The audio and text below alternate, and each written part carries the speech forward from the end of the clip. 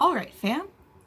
It's Valentine's Day, which I'm usually not a huge fan of because, one, it just makes me feel incredibly lonely, and two, I don't like how capitalist it is. But, I put my name in for the Valentine's Day book rec Bonanza because I loved doing the winter book rec Bonanza, so I was like, why not do the Valentine's Day one? And I got the best person. I got the host of Book Rec Bonanza, the one and only Margaret from the Word Nerd. I will leave a link to her channel in the description down below. Anyway, I've met her at BookNet Fest. She was lit, and I hope she finds these books as lit as I do, because literally I'm recommending you like some of my favorite books of all time. Because you asked for romance. And all of these books, if they aren't solely romance-based, have romance subplots that I enjoy heavily. I also got some other things on your list. You didn't, like, I know you specified romance specifically, so I did that. But you also added some other things, which I will get to. But first we're going to talk about the specifically romance books that I have laid out for you. Looking at all of them, they're all male-male romances, but, you know, there's some variety when we get into the romance subplots, okay? And I'm going to start with my most favorite graphic novel series of all time, and that is Heartstopper. I love Heartstopper.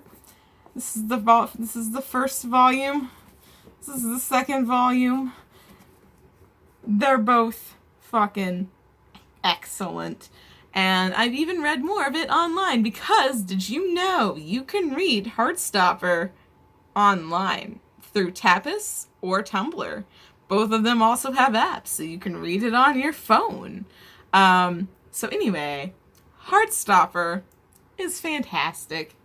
It's a simple contemporary where these two boys in England sit together in class, and they just slowly form a friendship that slowly forms into more.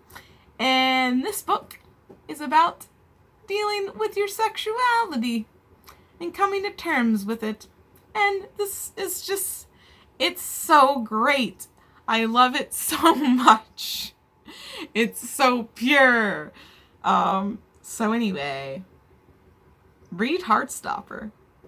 It's by Alice Oseman, who is a true gift to this world. And the next is also a graphic novel, because you did say you wanted some graphic novels. And so the next one is also a romance-heavy graphic novel. It's not a series, though. It's just a standalone. And that is Bloom. So Bloom is about baking and romance, essentially. That's what it is. But I will give you a better synopsis than just baking and romance. So, Aerie, right here, his family owns a bakery, and he wants to, like, move to the city and become, like, a musician. And his family is like, fine, but you have to find a replacement for you in the bakery. So, in comes Hector, who loves to bake. And as Aerie is showing, or Ari, I guess it was probably Ari, oops. So while Ari is showing Hector the, ropes of the bakery, there's a little bit of a romance blooming. It's great. It's so pure. I love it so much. Here is some of the artwork. Look at that. Look at that blue scale. It's so good. The next book I'm going to recommend you is also a contemporary, and it is Upside Down by N.R. Walker. This is a book. This is not a graphic novel. The rest of these are books, not graphic novels. So anyway, Upside Down is the ace love story of my dreams. It is about this guy named Jordan, who is a librarian, and he's gay, and he's like, I don't want more labels. But then his coworker drags him to an asexual support group meeting led by the one and only Hennessy. And Jordan's like, oh fuck, I guess I am asexual, aren't I? And so, him and Hennessy proceed to, like, fall in love. And it's great. So it features an adorable meet cute and just an excellent love story that's just cute and pure and everything my asexual heart desired. The next is a series, and it is one of my favorite series of all time, and that is Sidekick Squad series. It starts with Not Your Sidekick, then so book 2 is Not Your Villain, and then Not Your Backup is the third book. So, Not Your Villain is my favorite, but I can't really talk about it because spoilers for this book. So we're just going to talk about this book. This book takes place, it's a fantasy, sci-fi, I don't know. It takes place in a world where superheroes exist, where superpowers exist, and superheroes exist because of the superpowers. So, anyway, the main character, Jess, she doesn't have any superpowers, but her parents are superheroes. So, she's pretty frustrated about that. So, she's like, ooh, I'm gonna do this internship for the most notorious villain in town. She's, doing that to, like, spite her parents. But that's not all, because she has a crush on this girl named Abby who works with her, and it's real cute, and, you're just gonna have to read the book to see what happens. But yeah, it's lit. And there's amazing side characters in this book. Jess's friends are Bells and Emma, who are the main characters of these two books. This is Belle's book, and this is Emma's book. And then, yeah, it's amazing. But yes, so definitely check out the Sidekick Squad series by C.B. Lee. It's one of my favorites of all time, and I really think you would enjoy it. Oh, also, you wanted clever takes on any trope. The Sidekick Squad series is such a good take on the superhero trope. Like, I can't even explain how good it is because it's a spoiler, but it is so good. Sorry, I just glanced over at the message and remembered that you wanted that. So, read the Sidekick Squad series. It's amazing. But anyway, the next book is a sci-fi book called The Disasters by M.K. England. This book is basically about a guy named Nax. He is a bisexual disaster to rival the bisexual disasterness of Monty from Gentleman's Guide to Vice and Virtue. Although I would argue that he's not quite as much of a bisexual disaster as Monty, but he's almost there. Anyway, he is wanting to be a pilot because this takes place in the future where, like, there's an academy on the moon and we have, like, colonies on other planets. It's real cool.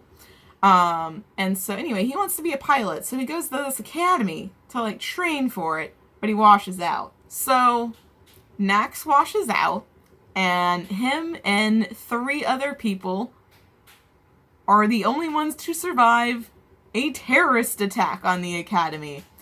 That's right. Some terrorists attacked the academy that they got kicked out of, essentially. And now they have to save the world. Essentially. That's what the book is about. It's real good. It's real fast-paced. I was never bored reading it. And it has a nice love triangle.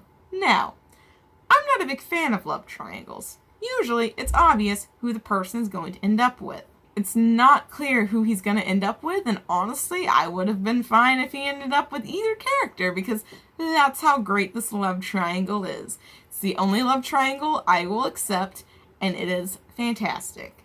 So yeah, I hope you enjoy this. By the way, you said you liked love interests that confront/defy toxic masculinity, and that's kind of true for one of the love interests, but really it's more true for Nax, because he defies toxic masculinity. And like, yeah, so like, there's that. And then finally we have one of my favorite books of 2019, and that is Tarnished Are the Stars by Rosie Thor. So, This has like 3 things you like. So it has anything to lovers, because it has kind of enemies to lovers, but not really enemies to lovers, but it's something to lovers, which you like. And then it has 2 badass female heroines, and it has, I wouldn't call him a love interest, because he's not, but he does defy toxic masculinity. So you got a main character in here that defies toxic masculinity. And it is a clever take on the steampunk trope. So yeah. It's pretty fucking lit. Anyway, so more about this book. It takes place in a world where technology is outlawed, because technology is what killed the first Earth. That's right, they are on a second Earth. And so technology is outlawed, and there's this character named Anna, or Anna, I'm not quite sure which, and she is like on a mission to like just help everybody that she can with technology. Meanwhile, Nathaniel, one of our other main characters, who I would die for, I would also die for the other 2 characters, but like, I especially love Nathaniel. He's just so pure. Anyway, he's the commissioner's son. The commissioner is the person who outlawed technology, by the way. And Nathaniel is on the hunt for the technician so he can win his father's approval. And then there's this badass femme fatale type assassin character, whose name is Eliza. And she is on a mission from, like, the, like, person who is in charge of the commissioner. So, like, she's on a mission. And it's lit. And there's, like, a bunch of shit that happens. It's real good. And there's also an Aero Ace character. I'll let you be the judge of who that Aero Ace character is. It's not really a spoiler if I tell you, but I want you to guess. Because I feel like my reaction should have given it away. But who knows? Maybe it'll be a surprise for you. Anyway, those are all of the books that I have for you. I hope my Sidekick Squad explanation wasn't too weird. My medication reminder stopped filming, so I had to, like, start it again. So I hope it wasn't too clunky. I hope you enjoyed this video. Happy Valentine's Day, and I will see you in the next one.